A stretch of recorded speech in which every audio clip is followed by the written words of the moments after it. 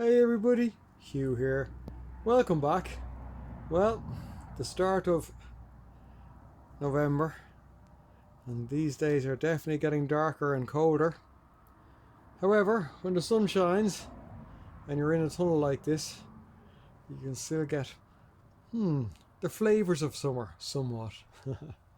Still knocking around. Still making themselves known. You can see there the quick, not quite 360 piece, but almost. Some nice tomatoes, still trying their best to grow, but nothing will come of anything, any of the flowers or any of that, but at least there's some fruits, some sunflowers that have been protected. And you know what I'm like for bringing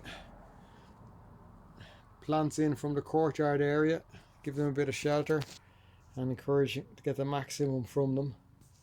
So we have been busy at times over the past few weeks, just taking a look and seeing, well, what can we rescue and get a little bit more of. For those of you that stopped by for a couple of minutes, thanks as always for the quick stop by. Do remember to give a thumbs up and of course leave a comment where you can. And let's get into a little bit more detail of what's what at the moment.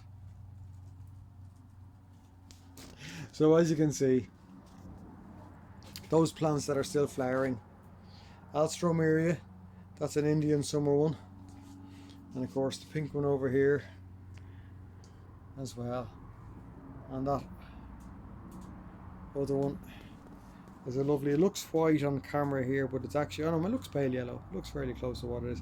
It's a pale yellow one. And these are the Alstroemerias. They come up to about 2 foot in height or 60 centimeters in new money, and they grow very well. They are a devil for attracting slugs and snails, which always go for the new shoots that come up. So if you can keep them off the new shoots, the shoots will come up and actually produce some flowers. And you can see the extra bit of heat that we got there in September, and of course being sheltered in here, it really has proven to be very beneficial from them. So still enjoying them, and some of them have made their way into the house as cut flowers as well. So it's not just out here that we have to come there, they've been indoors too. You can see some of the canna leaves, again, looking very well there, on their way to dying back, but we'll take whatever we can of that greenery and growth from them, which is super. And what is very noticeable in the background is of course some of the tomatoes, the cherry tomatoes there, and to have them on, or to be picking them in November, is such a treat. Now in fairness, I could have picked them, or we could have picked them any time in the last week of October, the last week of October, because they were ready, but I wanted to leave them on just to capture. So when I look back in future years in diaries where maybe the weather will be a little bit colder and we won't have the tomatoes freshly picked, we can say, we did that. The Lysimachia is beginning to brown now at this point, and you can see it really is superb, isn't it? Trailing all the way down there, and that's why you grow that particular piece. But we will cut it back and see will it save as a new plant for next year. And again, another plant that is after producing the Felicia amygdaloides. Plenty of flowers after that warm blast in September. It's super.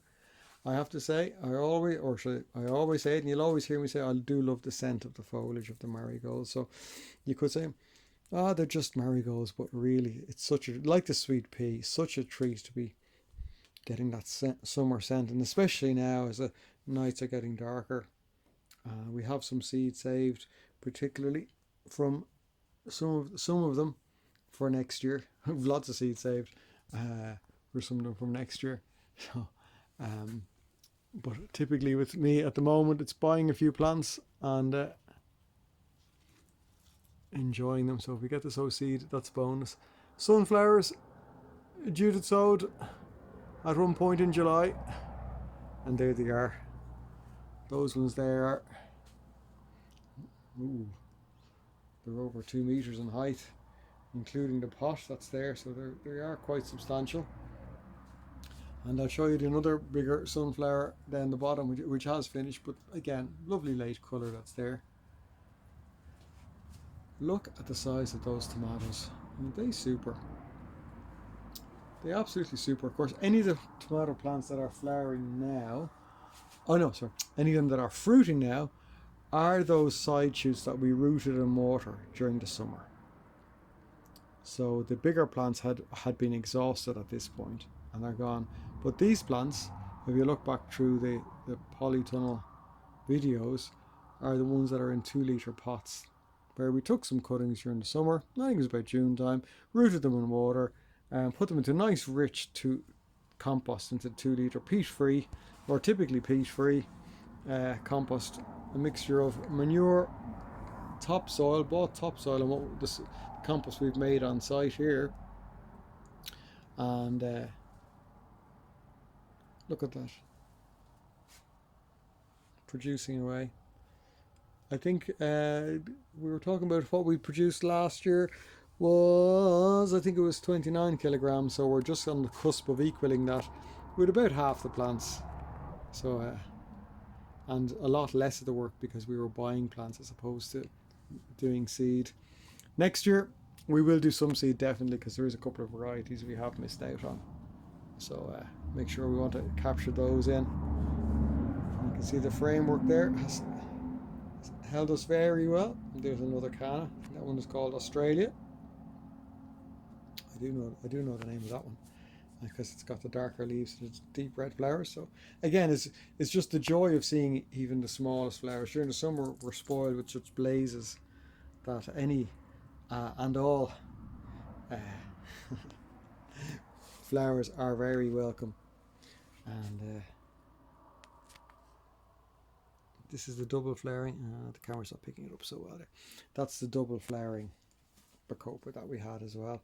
There are some that are just too exhausted now, and they need to be sent on their merry way to the great plant heaven. And that's the, look at that. What is that? A 2.5 litre, 3 litre pot? And look at the size of that sunflower. Look at the size of that thing. In a 2 litre pot. And it's hanging there. The birds haven't been taking advantage of it yet, nor have the rodents, although I do see a little robin makes its way in here underneath the skirting of the tunnel. This is the polycarbonate tunnel, so there is a gap on one side, and I see the robin flits in and flits out. Penstemon, again, in a pot, nice rich compost, bit of top dressing in the spring. That's it. You know, it's been there a couple of years. Better plant this year than last year. It was very leggy last year. Didn't cut it back enough the previous autumn time. So a nice trim back. And Nicotiana self-seeded in the marigold pot. Interesting that it's still going, even despite the colder weather. It's typically enjoying it. And funny enough with these ones, it seems to be a graveyard. The leaves are quite sticky, which seems to attract a lot of the aphids and other insects, which then can't get off it. So I was like, oh, is there a benefit that I don't know about, a natural benefit to having some Nicotiana plants? There's a question. Look at this. The gazania that we got for, what was that, €3? Didn't have any flowers, so a little bit of liquid feeding. You can see the special tag, the special price tag on it there. And I knew if we brought it in to the tunnel here, give it a little bit of heat, it would reward us. Well, I didn't know, but I had a fair idea that it would. So that's just super. And again, it's those little joys. We just really have to jump in and enjoy them at this time of year. We can't expect the big blazes that we get during the spring or even the summer. And the smaller Alstroemeria, you can see it's been well deadheaded. Did find some new shoots were coming up, but I found 2 or 3 big snails actually attached to them, the pot the other day, where they're like munching away because I hadn't been out for what, 3 or 4 days, and it's now sitting on top of the chair. You can see it. Yeah. More tomato plants. Again, a little bit of disease as you've seen in some of the other ones. Needs to be cut off, but we'll keep them going for as long as we can, get the rewards from them, and one of the clematis and another of the clematis. So 2 clematis in pots.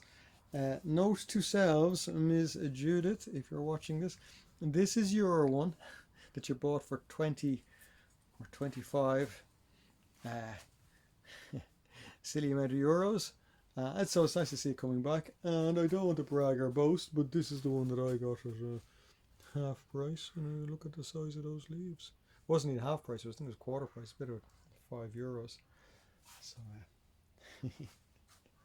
but that was, in fairness, that one that I've had over there looked a little bit raggy for a long time. So it was great to see it coming back, I think, in August with the bigger leaves and that. Whereas Judith looked superb during the summer. And it's actually rewarding us now after dying back a bit with some extra flowers. But next year both, I imagine, will be equally well. The courgette, the last of the Mohicans, or certainly the last of the courgettes. You can see it there. Some fruits, some flowers and fruits still being produced. There was one that was coming along very nicely, but it's like, dough. But look at the foliage. Despite the slightly lower temperatures, and it's definitely colder and chillier, the plant is like la la la la la, completely oblivious to it. And as I said before, just a lovely space to come in and spend a bit of time in. It really is. Colder days out there, but if the sun shines in any sort of way, this is just quite a lovely place to come in and potter about. There will be some time of reckoning where we will just need to cut down and cut out plenty of those plants that are struggling along. You know, I would like to think that I'm going to see if I can overwinter one or two of the tomato plants, particularly the smaller fruiting varieties. But the disadvantage of doing that is, of course, you're bringing the seed into next year, or the disease into next year, which might affect the seedlings and that. So we just have to be careful. You know, be careful what you wish for. You wish for the plants to survive, and then they do, and then they're bringing disease to the new seedlings that we have in the spring. So further discussion to ensue on that one. As always, any comments that you may have, do leave them below in the comments section. Thanks, by the way, for the comments on the allotment section. Allotment update the last day. Some lovely updates, and I think Ali was talking about 1 bed at a time. We'll take 1 bed for each month to make things manageable, because just wondering, like, what will we do? So that was a good suggestion around, will I clear them out and go for the more productive areas or not? Anyway, look, I'm rambling now. As always, in this time of change and, of course, around what's happening around the world, do stay safe, do take care of one another, and of course look after yourselves. Enjoy those positive moments when you can grab them, as we know, my friends, they can be few and far between at times. All the best for now. Take care of yourselves. Catch you on the next one. Bye for now.